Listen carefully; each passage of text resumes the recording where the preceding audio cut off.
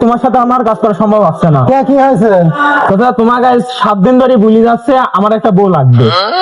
ও তুমি বলেছো বাপ, কিন্তু বিষয় আছে সেই সময়টা তো পাবো, তোমার বাপে বলবো না বাপ, আমি অত কথা আমি শুনতে চাচ্ছি না, আমার আজ বিকালের ভিতরে বিয়ে দিতে হবে। আচ্ছা আমি তোমার বাপে বলিনি, তোমার বাপ কি বলে শুনি, তারপর তোমাকে বলে তুমি যে বিয়ে করবা তো বউ কি খাবা না?